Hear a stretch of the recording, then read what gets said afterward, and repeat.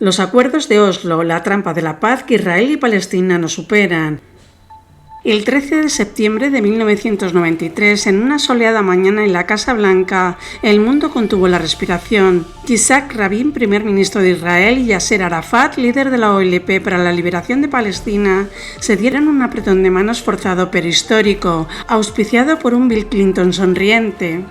Eran los acuerdos de Oslo, la culminación de meses de negociaciones secretas en Noruega que prometían el fin de décadas de conflicto y la creación de un Estado palestino. La esperanza fue efímera. Una década después, la segunda intifada había sumergido la región en una nueva ola de violencia.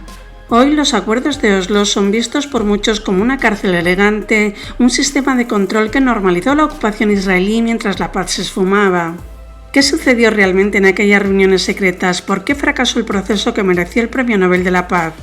En este vídeo te revelamos la historia oculta de los acuerdos de Oslo, los errores tácticos, las cláusulas ambiguas, la traición de los extremistas en ambos bandos y cómo un marco diseñado para durar 5 años se convirtió en un limbo permanente que define el conflicto palestino-israelí en el siglo XXI. A principios de los años 90 el conflicto estaba estancado. La primera intifada, de 1987 a 1993, había demostrado que Israel no podía sofocar la rebelión palestina solo con fuerza militar. Para la OLP el panorama era peor. Debilitada tras apoyar a Saddam Hussein en la Guerra del Golfo, estaba financieramente quebrada y políticamente aislada. Ambas partes necesitaban una salida, pero no podían negociar en público. La chispa la encendieron 2 académicos noruegos vinculados al Instituto de Investigación Social. Estos eran Terje Rod-Larsen, sociólogo, y su esposa Mona Juul, diplomática. A través de un académico palestino, Ahmed Khoury Abu Alaa, contactaron con Yossi Beilin, un viceministro israelí laborista cercano al Ministerio de Asuntos Exteriores de Shimon Peres. Noruega era el intermediario perfecto, neutral, discreto y sin el bagaje de las grandes potencias. Entre enero y agosto de 1993 se celebraron 14 rondas de negociación en total secreto en la mansión Borregaard en las afueras de Oslo. El ambiente, sin embargo, era surrealista, no había agendas formales, se priorizaba la construcción de confianza sobre la letra pequeña. La camaradería era forzada, los delegados israelíes Uri Saber y Joel Ginger y los palestinos Ahmed Khoury y Hassan Asfour compartían comidas y paseos, rompiendo décadas de demonización. Y finalmente el documento de Oslo. Este fue redactado en una declaración de principios que era deliberadamente vaga en los temas más espinosos: Jerusalén, los refugiados, las fronteras y los asentamientos. El acuerdo era un documento de trabajo. Primero se crearía una autoridad palestina autónoma en Gaza y Cisjordania y los temas definitivos se resolverían en negociaciones de estatus permanente en un plazo de 5 años. Rabin detestaba a Arafat, solo aceptó ir a Washington cuando tuvo la garantía de que no tendría que saludarlo. Fue el presidente Clinton quien en el último segundo les impulsó a darse la mano. La icónica imagen es un símbolo de la tensión. Rabin incómodo con las palabras buena suerte apenas susurradas, Arafat con una sonrisa triunfal que enfureció a muchos israelíes. Oslo fue un éxito diplomático porque postergó los problemas reales. Esta ambigüedad fue su pecado original. Para Israel, Oslo era un acuerdo de seguridad. La OLP renunciaba al terrorismo y reconocía el derecho de Israel a existir. La autonomía palestina se vería como un experimento controlado. Y para los palestinos, Oslo era el camino irreversible hacia un Estado independiente con capital en Jerusalén Este. La autonomía era la primera etapa. Ambas partes vendieron el acuerdo a sus bases públicas con narrativas contradictorias, sembrando la semilla de su propio fracaso. Los acuerdos de Oslo establecían una transición en fases. La primera sería la creación de la Autoridad Nacional Palestina y retirada israelí de la Franja de Gaza y del área de Jericó. La segunda fase sería la división del territorio. Cisjordania se dividió en 3 zonas. La zona A, bajo control civil y de seguridad palestino, un 18% del territorio, mayoritariamente ciudades. La zona B, bajo control civil palestino y seguridad conjunta israelí-palestina, en un 22%. Y la zona C, bajo control total israelí, un 60% que incluía todos los asentamientos, recursos hídricos y terrenos estratégicos. Y finalmente la tercera fase, que serían negociaciones del estatus permanente para resolver los temas nucleares antes de 1999. Sin embargo, hubo grietas estructurales. Estas fueron, en primer lugar, el problema de los asentamientos. El acuerdo no los congeló. La población de los colonos israelíes en Cisjordania se duplicó durante el proceso de Oslo, haciendo cada vez más inviable una solución de dos estados.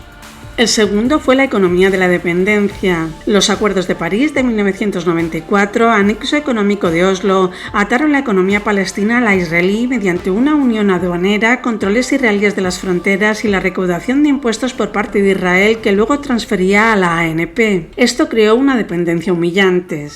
Y por último, el muro de seguridad. Israel comenzó a construir una barrera de separación que en muchos tramos se adentró en territorio palestino, anexionándose de facto más tierra.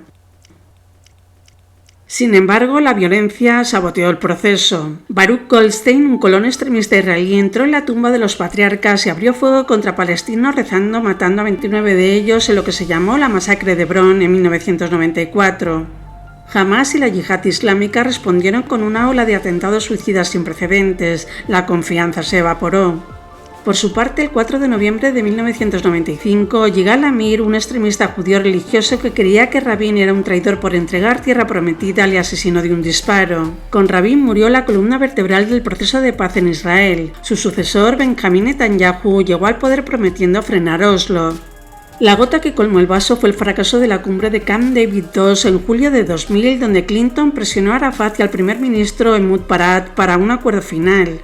Barak ofreció la propuesta más generosa de la historia, el 95% de Cisjordania y Gaza, pero Arafat la rechazó principalmente por el tema de Jerusalén y el derecho del retorno de los refugiados. La frustración palestina estalló en septiembre con la segunda intifada, mucho más sangrienta que la primera, enterrando definitivamente el espíritu de Oslo.